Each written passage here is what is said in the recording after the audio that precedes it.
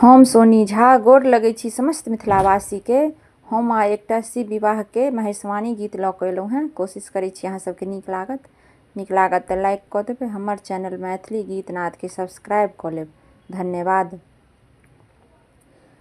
बसहा चढ़ल शिव डमरू बजावथि, आठो अंग भस्म रमाई गे माई। बसहा चढ़ल शिव डमरू बजावथि, आठो अंग भस्म रमाई गे माई। बसहा सँ हेठ भेल मृग छाल ओछाओल, बैसी गेला हे मरीषि द्वार गे माई। बैसी गेला हे मरीषि द्वार गे माई।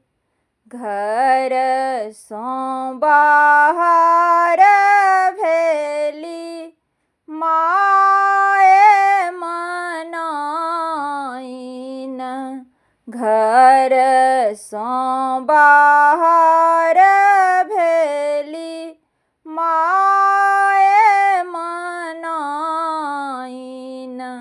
भीख लेने गौरी दाई ठार गे माई। भीख लेने गौरी दाई ठार गे माई। भिखियो ने लै छै जोगी, चलियो ने जाइ छै। भिखियो ने लै छै जोगी, चलियो ने जाइ छै। मांगै छै गौरी कुमारी गे माई। मांगै छै गौरी कुमारी गे माई। एहि जोगिया सँ नहीं गौरी बियाहब, एहि जोगिया सँ नहीं गौरी बियाहब। मोर गौरी अति सुकुमारी गे माई। मोर गौरी अति सुकुमारी गे माई। कान लगला खीज लगला राजा हेमंत ऋषि। कान लगला खीज लगला राजा हेमंत ऋषि। छोड़ू जोगी हमर दुआर गे माई। छोड़ू जोगी हमर दुआर गे माई।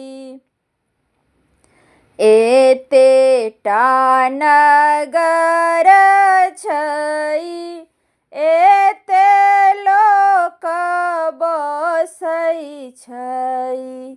एतेटा नगर छई, एते लोक बसै छई। घर घर कन्या कुमारी गे माई, घर घर कन्या कुमारी गे माई। जूनी कानू जूनी खीजू माए मनाइन, जूनी सोचू है मरी सी बाप गे माई। जूनी सोचू है मरी सी बाप गे माई।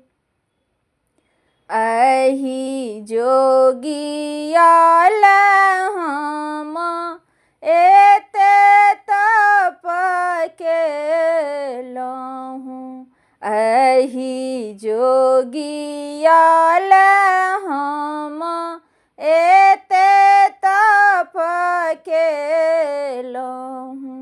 इहो थिक त्रिभुवन नाथ गे माई, इहो थिक त्रिभुवन नाथ गे माई।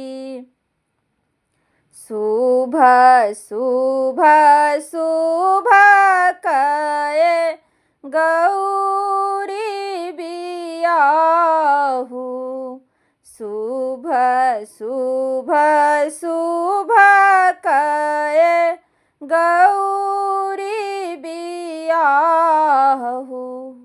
चहु दिस मंगल गान गे माई, चहु दिस मंगल गान गे माई।